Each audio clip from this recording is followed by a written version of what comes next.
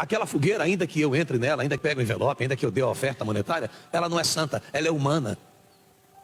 E Deus não honra a fogueira H, Ele só honra a fogueira S. A fogueira santa. E eu repito, ela é santa quando eu obedeço a Deus. Ela é santa quando eu faço o que Deus pede.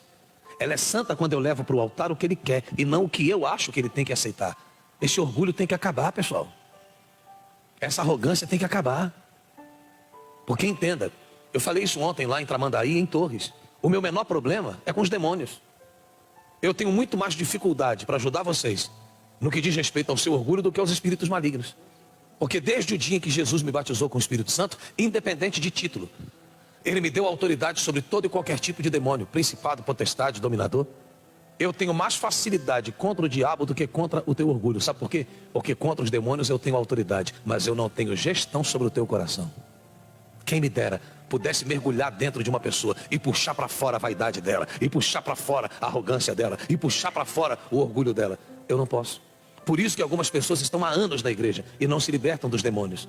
Porque entenda, se um dia entrou um demônio em você, por uma bruxaria, por uma mandingaria, por uma feitiçaria, hoje ele está mantido dentro de você pelo orgulho. Entenda, um terceiro, carregado de maldade, é capaz de colocar um demônio em você.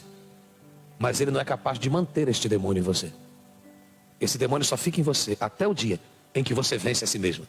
Sabe quando é que uma pessoa se liberta dos demônios? Quando ela se liberta de si própria. Eu perdi para tudo que é tipo de capeta, enquanto eu perdi para o Guaraci. No dia que eu venci o Guaraci, eu venci o diabo. Sem imposição de mãos de nenhum bispo ou pastor. Não precisei manifestar, porque a minha decisão foi tão rápida que eu me libertei pela palavra e pela minha decisão de jogar a minha arrogância fora. Entenda, ninguém se liberta do diabo antes de se libertar de si mesmo. Ninguém vence o diabo antes de vencer a si mesmo. Enquanto você perder para si mesma, você vai perder para o inferno. No dia que você vence a si mesma, traduz, no dia que você vence o seu orgulho, você vence o inferno. E você sabe qual é uma das maiores demonstrações de humildade? É entrar na fogueira santa e entrar na fogueira santa fazendo o que Deus pede. Qual é a leitura que eu faço quando eu vejo alguém entrando na fogueira santa e fazendo o que Deus pede? Humilde. Ela é humilde. Ela reconhece que na força do braço ela não vai chegar a lugar nenhum. Que ela precisa de Deus e por isso ela vai ao seu encontro no altar e faz exatamente o que Ele pede. Quando uma pessoa vira as costas para o altar ou entra na fogueira, mas insiste em fazer o que ela quer, ela não faz sacrifício baseado na vontade de Deus. Ela faz sacrifício baseado nos seus achismos. Ela é orgulhosa. Muito orgulhosa. E o que ele diz? A humildade precede, antecede a honra, mas a vaidade e a soberba antecedem a desonra. Por isso você vê no universo da igreja gente vivendo pior do que quando estava lá fora. Por quê? Porque lá fora o diabo agia nela por conta da sua desproteção. Hoje ele age nela por conta das suas ações e reações à palavra de Deus. Creia no que eu estou te falando. É pior para quem conhece a palavra do que para quem não conhece. Porque quando você não conhece, os demônios vão agir em você por conta da desproteção. Mas lá na frente Jesus penetra e arranca tudo. Quando você está dentro da igreja, ouvindo a palavra e não obedece, a força que o diabo ganha sobre você é maior do que quando você estava lá fora. Porque nós produzimos muito mais demônios com desobediência a Deus do que com maldade de terceiros. O teu menor problema, creia, é a maldade dos teus inimigos.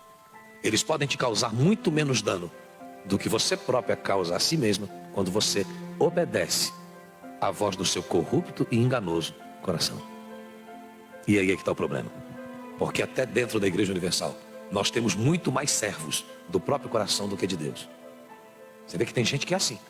Você prega, prega, prega, ensina, ensina, ensina, fala, fala, fala, mostra, mostra, mostra, prova, prova, prova, com testemunhos de que não é daquele jeito. Mas ela sai do culto dizendo assim: eu vou fazer o que o meu coração está pedindo. Creia no que eu estou te falando, isso acontece aos montes no meio de vocês. E eu sou servo de quem ouço e obedeço a voz. Quando eu ouço e obedeço a voz do meu coração, eu me fiz servo de quem? Do meu coração. E a Bíblia diz que o coração é enganoso, ele trai. O coração engana. A começar pelo próprio dono dele. A primeira pessoa que o coração engana é o dono dele. E depois engana quem está à volta dela. A primeira pessoa que o coração engana quando ele é honrado é você, o dono do coração. E depois ele te usa para enganar quem está à tua volta.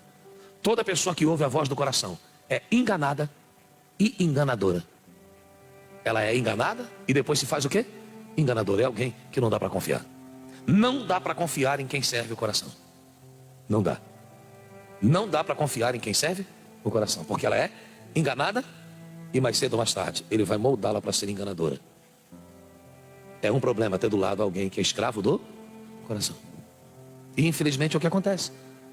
Vem a fogueira santa, com a fogueira santa vem a voz de Deus, e instantaneamente quando vem a fogueira santa, teu coração começa a colocar as manguinhas de fora. Você pode ver que o momento em que você mais é atacada pelos seus sentimentos é quando chega a fogueira santa.